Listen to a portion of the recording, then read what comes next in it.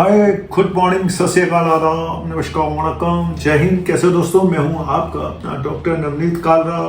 बहुत दिनों के बाद एक लॉन्ग वीडियो लेकर आया हूं और टॉपिक यही है कि बहुत सारे लोग ये सवाल करते हैं, सर क्या हमारा लीवर ठीक हो सकता है? और सब कुछ डिपेंड करता है लीवर की स्टेज के ऊपर कि आप किस कंडीशन में हो, किस स्टेज में हो। तो ये बताऊंगा और फिर बता दूं पहले आपको कि जैसा कि मैं बताता रहता हूं कि फाइब्रोस्कैन एक ऐसा टेस्ट है जो लीवर की सारी स्टेजेस बता सकता है।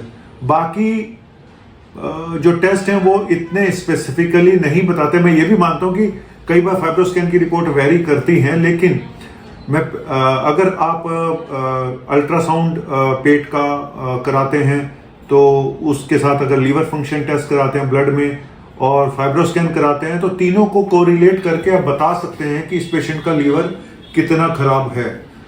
मैं स्टेजेस बताऊंगा अभी आपको कि कितनी स्टेजेस होती हैं लीवर खराब होने की और किस स्टेज तक आप ठीक हो सकते हो, ये सबसे इंपॉर्टेंट है।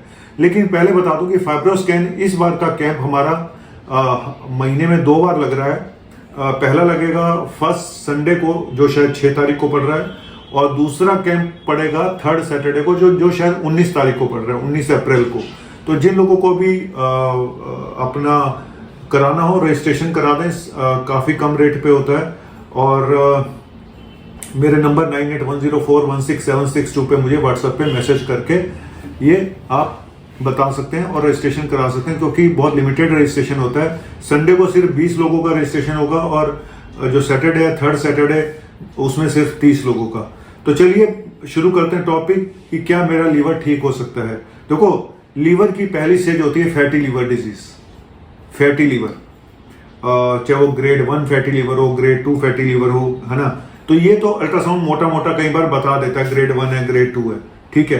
तो फैटी लीवर ठीक हो सकता है क्योंकि फैटी लीवर के जो कारण है, वो मोटापा हो, शुगर हो या कुछ भी हो, तो वो ठीक हो सकते हैं अगर आप उन कारणों पे ध्यान दें, अपनी डाइट पे ध्यान दें, एक्सरसाइज पे ध्यान दें, तो वो ठीक हो जाते हैं। फैटी लीवर कोई इतनी बड़ी प्रॉब्लम नहीं है।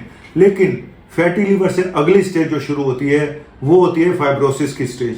Fibrosis stage 1, stage 2, stage 3, stage 4।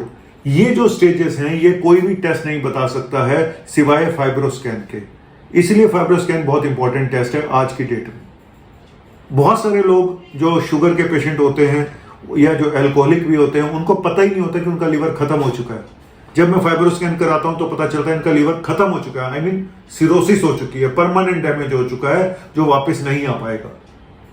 उनको इसलिए नहीं पता चलता कि कॉम्पनसेटेड होता है, कॉम्प्लिकेशन नहीं हुई है अभी, लेकिन लीवर डैमेज हो चुका है। तो ये फाइब्रोस्कैन बता देता है पहले से ही। तो इसीलिए अगर हम stage 1 fibrosis, stage 2 fibrosis, stage 3 fibrosis में अगर इसको पकड़ लें तो हम काफ़ी हद तक आजकल जो दवाइयां हैं, कुछ दवाइयां अभी आई नहीं है इंडिया में। रेफ्रिजरा करके एक मेडिसिन थी, मैंने पहले वीडियो बनाया था, वो अभी नहीं आई है। लेकिन कुछ मेडिसिन है और कुछ आपके लाइफस्टाइल है ना, उनको ठीक करके आप इसको रिवर्स कर सकते हैं।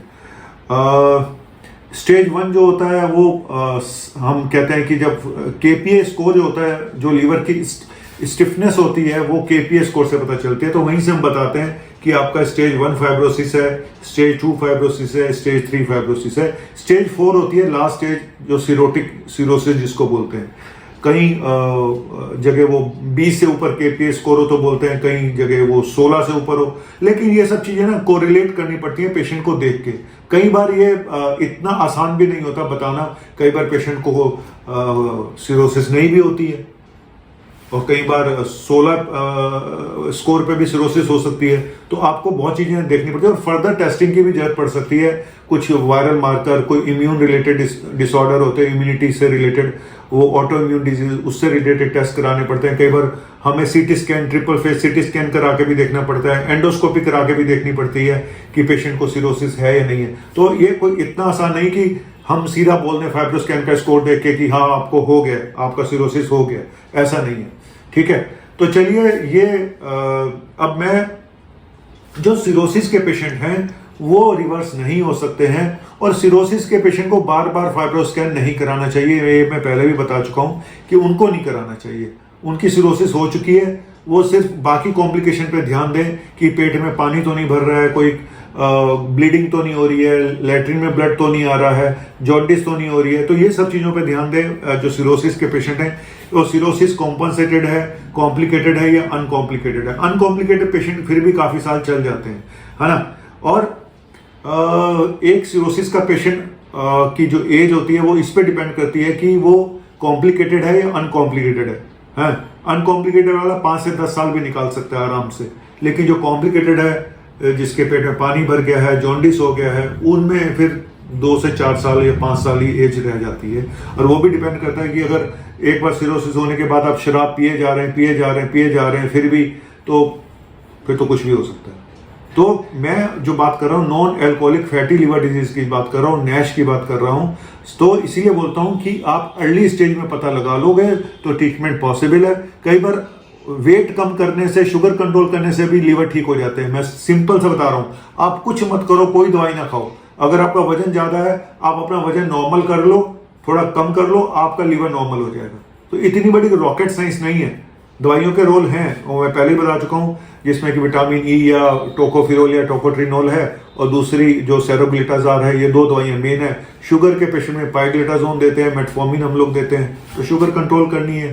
तो ये कुछ मेडिसिन हैं, ठीक है। तो थैंक यू वेरी मच, शुक्रिया, बाय बाय, फिर मिलते हैं। और अपने लीवर को संभाल के रखो, क्योंकि कहते हैं कि हार्ट का रास्ता लीवर से होके जाता है, ठीक है। बस सीधी सी बात बता रहा हूँ। Thank you.